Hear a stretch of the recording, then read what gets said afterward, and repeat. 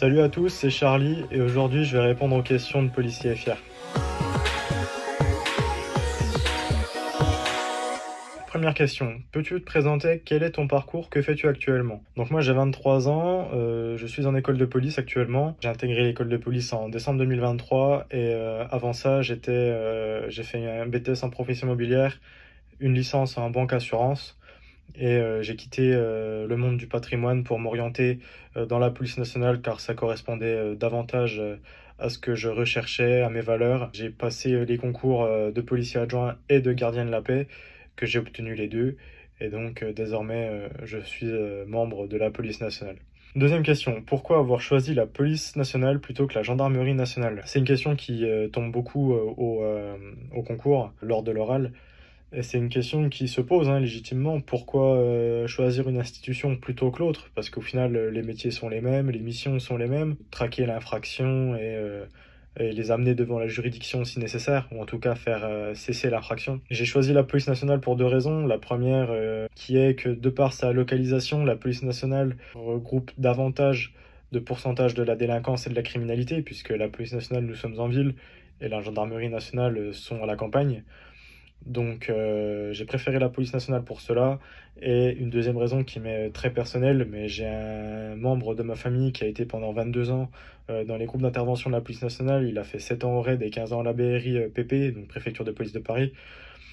J'ai voulu marcher dans ses pas, parce que pour moi c'est un véritable modèle, pour pouvoir toucher du doigt, on va dire, un peu son parcours, sa carrière, etc. J'ai préféré choisir la police nationale. Troisième question, pourquoi avoir passé le concours de gardien de la paix? Alors moi, comme j'ai une licence, je pouvais prétendre au concours d'officier de la police nationale et le concours de gardien de la paix qui est ouvert à partir du bac. Donc ce que j'ai fait, c'est que j'ai contacté le SGAMI pour lequel je dépends et je leur ai tout simplement posé la question: que fait un gardien de la paix?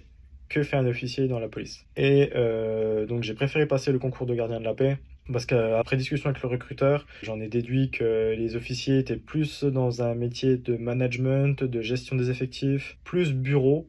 Et les gardiens de la paix, le corps d'encadrement d'application, lui, était plus sur le terrain, au contact des gens, etc.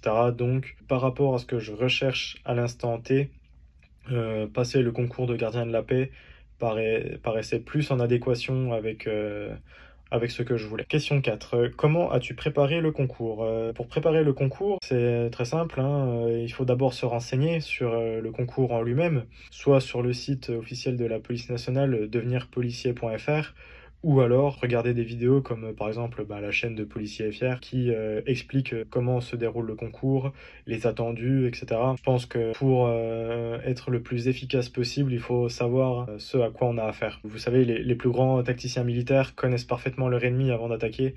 Là, c'est la même chose, les gars. Il faut vous dire que avant de passer le concours, ne serait-ce la première épreuve, les tests psychotechniques qui ne sont pas notés, c'est juste une analyse de qui vous êtes.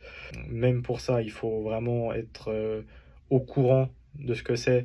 Et déjà, au niveau du mindset, ça va vous préparer à affronter cela parce que c'est, contrairement à ce qu'on peut penser, c'est dur de réussir le concours. Et au-delà des écrits, la partie sportive, il n'y a pas de solution miracle, il faut s'entraîner. Course, crossfit, si vous faites un sport à côté qui fait travailler un peu le cardio, c'est une bonne chose.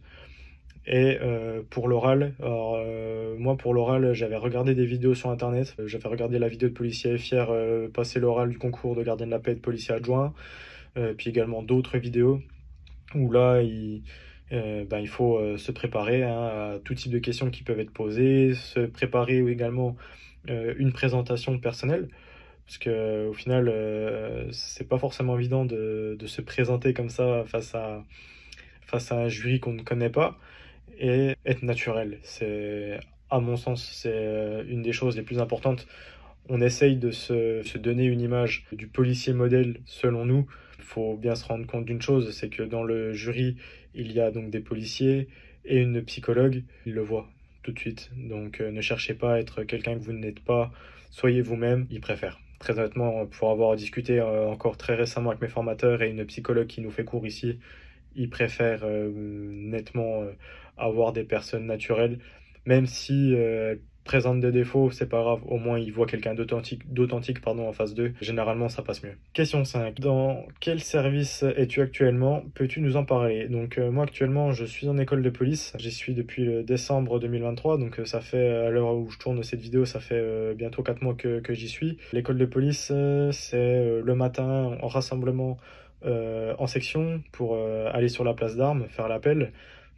Chaque lundi, on a la levée des couleurs, donc on lève le drapeau, hein, tous au garde à vous, on chante la Marseillaise.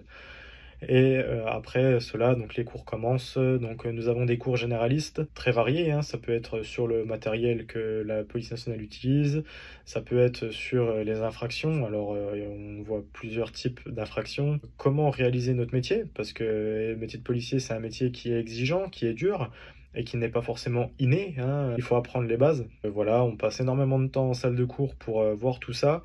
On a également 6 heures de sport qui sont réparties en 2 heures de cours de DCPO. Donc là, c'est du cardio pur et dur, hein. On va courir, on fait du fractionné, vraiment très très orienté sur l'endurance. Et on a 4 heures de technique de défense et d'intervention. Là, c'est plus orienté boxe, combat, maîtrise d'un individu, défense face à une attaque. Vraiment, voilà, des choses qui nous sont utiles, toujours avec un côté opérationnel, hein. C'est pas, quand on parle de boxe, c'est pas de la boxe anglaise ou du MMA pur et dur, hein. Il y a toujours un esprit opérationnel derrière. Comment on peut mettre en place les techniques de boxe pour nous, policiers, être efficaces sur le terrain. Lié à ça, on a également les techniques d'intervention. Donc là, ça va être comment réaliser une bonne palpation de sécurité, comment réaliser un bon menottage, dans quel cadre on peut menotter, comment on procède à un contrôle routier, comment on entre dans un appartement, enfin voilà, toutes des choses qui peuvent nous sauver la vie ou qui peuvent nous permettre après sur le terrain d'être le plus efficace possible. Et enfin, on a également du tir chaque semaine, hein. Donc on tire au Sig Sauer, hein, qui est l'arme de la police nationale. Et donc là, on apprend pareil à faire des rechargements d'urgence, à régler un accident de tir, à tirer dans différentes positions. Là, cette semaine, j'ai tiré en pleine nuit, donc ils éteignent les lumières du stand de tir, on s'éclaire avec la lampe torche, et on est là, voilà, on progresse, on tire. Voilà, pareil, ils essaient de nous mettre dans différentes situations pour qu'on soit à même de réagir et de réagir surtout correctement le jour J sur le terrain si on en a besoin. Question 6. As-tu un domaine qui te passionne ou une passion en général? Donc moi je suis très sportif à la base. J'ai fait 12 ans de foot en club. J'adore également le basket. Les sports de combat, je ne pratique pas, mais j'apprécie beaucoup regarder. Et à côté de ça, je suis très féru d'histoire, notamment d'histoire de France. Et je suis porte-drapeau adjoint dans une association patriotique, une amicale d'un ancien régiment militaire qui se situait dans ma ville d'origine. Question 7. As-tu des projets et des ambitions pour la suite de ta carrière? Alors oui, bien sûr. Pour la suite de ma carrière, l'idéal, à l'issue de ma scolarité de gardien de la paix, ce que j'aimerais, c'est intégrer soit une police secours ou alors une police judiciaire. C'est les deux choses qui m'intéressent le plus. Alors la police judiciaire, ce serait idéal parce que là, ça me permettrait vraiment de connaître la procédure par cœur, de la maîtriser sur le bout des doigts. Et la police secours permettrait de notre côté de vraiment avoir une diversité de missions incroyable, ne sachant pas ce qui va arriver avec des montées d'adrénaline à tout moment. Ça peut vraiment être deux services qui m'intéresseraient. Au bout de quelques années, ce que j'aimerais, c'est intégrer une brigade anticriminalité, de préférence en région Île-de-France. Et à la fin, le top du top, le rêve ultime, serait d'intégrer la brigade de recherche et d'intervention de la préfecture de police de Paris, suivre un petit peu les traces de mon oncle.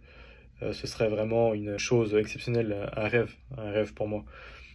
J'ai beaucoup été marqué, je pense comme beaucoup, par les attentats de 2015, hein, que ce soit Charlie Hebdo, l'Hypercacher, le Bataclan. Mon oncle y était dans ces opérations, à l'Hypercacher, au Bataclan. Je peux vous dire que quand il me raconte un petit peu les opérations, comment ça s'est déroulé, comment se sentaient les gars à ce moment-là, c'était quelque chose d'assez fort. Et encore aujourd'hui, quand il m'en parle, 9 ans après, on sent encore dans ses propos, dans son émotion, que c'était quelque chose de dur.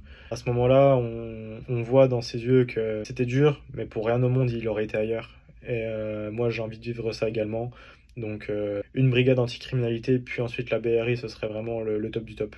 Question 8. Peux-tu nous parler d'une expérience qui t'a marqué dans ta jeune carrière? Le jour où je suis arrivé, c'était un lundi, et tous les lundis, donc on a la levée des couleurs, et de voir sur la place d'Armes autant de monde au garde à vous devant le drapeau à chanter la Marseillaise, c'était quelque chose pour quelqu'un de très patriotique comme moi, de très émouvant. Et à ce moment-là, on ressent de l'émotion, bien sûr, mais on ressent de la fierté.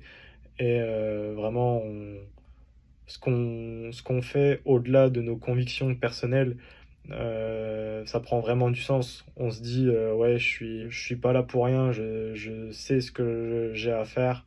On se rend compte que la cause pour laquelle on s'est inscrit au concours nous dépasse personnellement.